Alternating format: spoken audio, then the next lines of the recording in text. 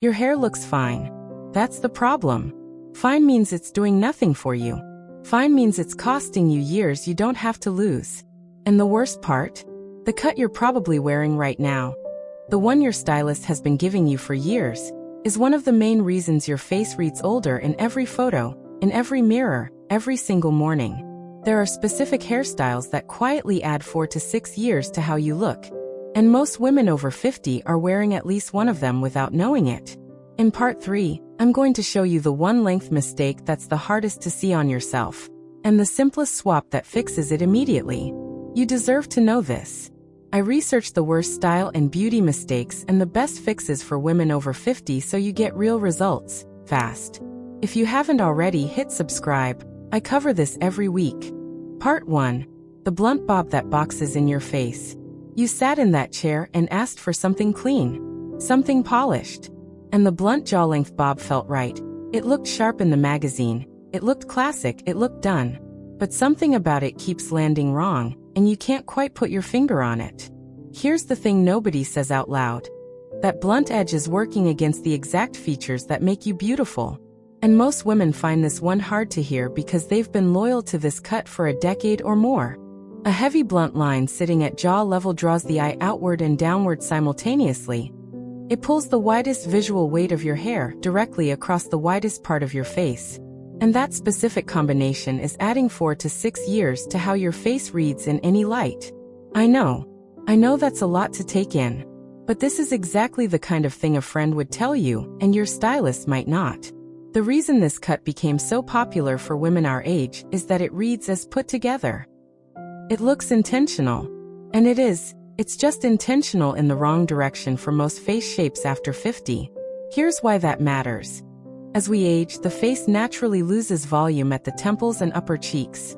A blunt jaw length line visually accelerates that hollowing. The eye reads the weight of the hair as sitting low rather than lifting the face. And low visual weight always reads as older. So what actually works? The fix isn't dramatic. You're not shaving your head. You're not starting over. You're asking your stylist for something specific. And once you hear it, you'll see it everywhere. First, at length. A layered cut that falls just past the collarbone lets the eye travel down and inward, which is the direction that reads as lifted and refined. Second, ask for face framing layers that start at the cheekbone, not the jaw. Layers that begin at cheekbone level pull the eye upward toward the temples, which visually restores volume where time has taken it. Third, and this is the quiet one, ask for a slight wave or bend through the ends. Not curls. Not texture spray. Just movement. A blunt flat end sits heavy. A soft bend at the end of a layer creates lightness, and lightness reads as youth. Yes, that's simple. If you've been getting the same blunt bob cleaned up every 6 weeks, that maintenance is actually locking you into the problem. The longer you keep it, the more accustomed your eye gets to it, and the harder it becomes to see what it's really doing. Tell your stylist, layered past the collarbone, face framing from the cheekbone up. That's the whole conversation. What I'm covering in the next part.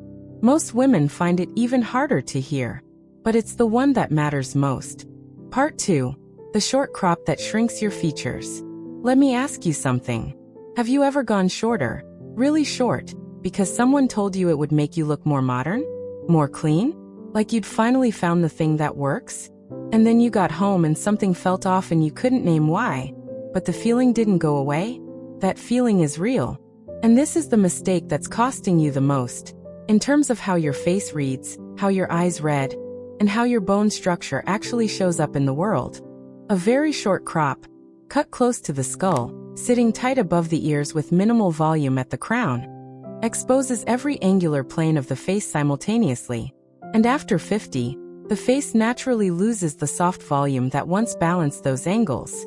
So what happens is this.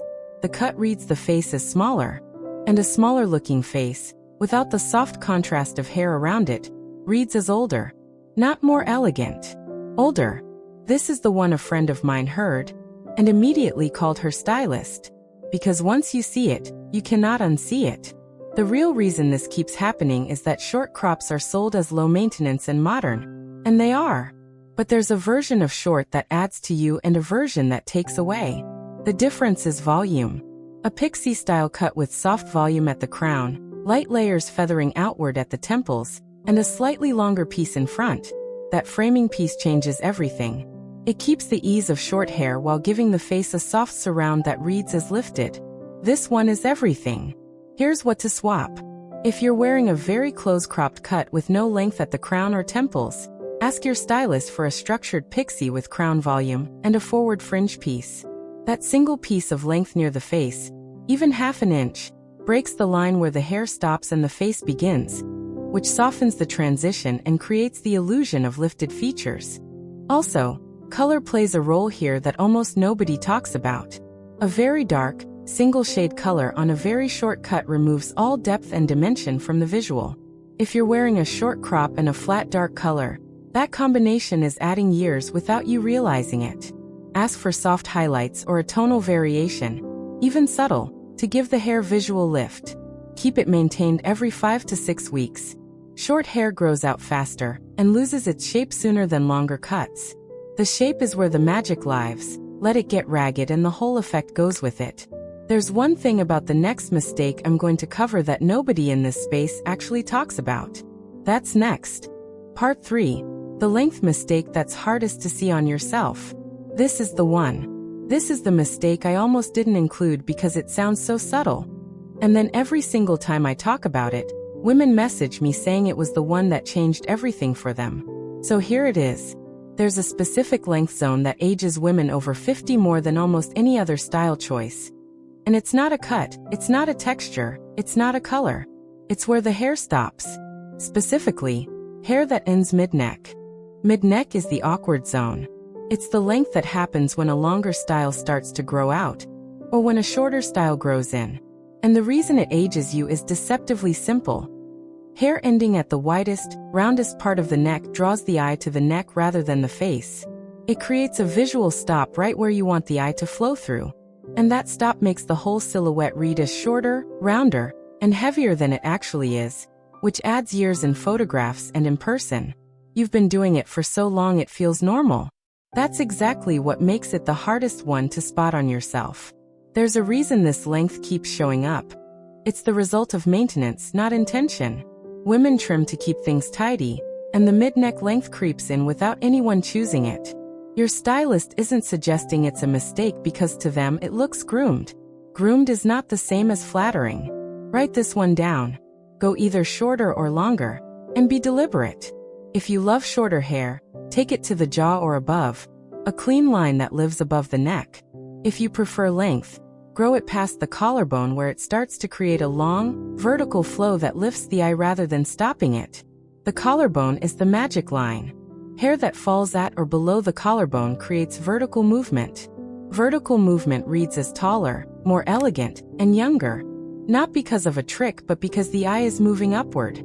If you're currently in that mid-neck zone, ask your stylist to either shape it into a clean jawline bob, something intentional and deliberate, or commit to growing it past the collarbone and add layers now so the grow-out phase still looks polished and purposeful.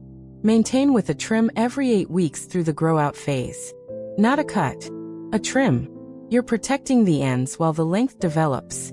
That small discipline keeps you looking intentional throughout the process rather than unkempt. Coming up next, the one swap that takes 30 seconds and changes how your entire face reads on camera. Part 4. The parting that pulls everything down. Here's a bold truth. You can have the most flattering haircut in the room and still look 5 years older because of where you part your hair. I know that sounds too simple. And that's exactly why it works the way it does. Because nobody's looking at their parting. They're looking at the cut, the color, the style. But the parting is quietly running the whole show. A hard center part, pulled perfectly straight and flat, hair falling in 2 smooth, symmetrical curtains on either side, does something specific to a face over 50. It creates a downward arrow from the crown of your head directly to your chin. That arrow pulls the eye straight down, which elongates the face vertically. And while elongation sounds like a positive, here's what actually happens. The symmetry and downward pull emphasizes the natural descent of soft tissue that occurs with aging. It doesn't lift your beautiful features. It maps gravity. The fix is almost embarrassingly easy. Move the parting. That's it. Shift it 1 inch, just 1 inch, off-center toward either side. A side part, even a very soft and subtle one, introduces asymmetry into the face, and asymmetry is what the eye reads as dynamic, youthful, and alive. Symmetry reads as static. Asymmetry reads as energy. This one is something most women find out by accident. They part their hair in a hurry and catch themselves in the mirror thinking something looks different, better, but they can't name why. Now you know why. I watched a woman in a salon last week. Stunning cheekbones, perfect posture, silver hair that was genuinely beautiful. And her center part was dividing her face like a plumb line. She kept asking for a little more volume up top. The volume wasn't the issue. The line was the issue. One shift of the parting and the whole picture changed. She looked 10 years more alive. No cut. No calif. One line moved. Beyond the parting itself, volume at the crown matters deeply here. Flat, smooth hair with zero volume from root to parting reads as fine and limp regardless of how healthy it actually is. Ask your stylist to razor or point cut at the root zone to create natural lift. Or use a round brush at the roots on your next blow dry. Even 2 minutes of lift at the roots while the hair is warm changes the silhouette entirely. If you're wearing a hard center part and flat roots, that combination together is adding years and visually reducing your bone structure. Those beautiful features that deserve to be the first thing anyone sees when they look at you. Swap the center part for a soft side part, and spend 2 minutes on root volume at your next wash. Then take a photo. Hold your phone at eye level. Look at how your cheekbones read. Look at how your eyes read. That change, that one change, is visible in photographs immediately. The next mistake I see most often is the most expensive one to fix if you leave it too long. That's in the next video and I don't want you to miss it. You just learned 4 specific hairstyles and habits that were quietly adding years to your face.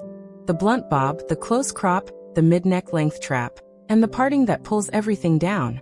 You learned why they age you and exactly what to swap instead. That's years of trial and error done in one sitting. Your bone structure, your eyes, your natural elegance. They were always this stunning. Now your hair will actually show it. Tell me in the comments, which of these 4 mistakes were you making without realizing? I want to know. Next time, we're getting into the one accessory mistake that adds 10 years overnight, and it's not what you'd expect.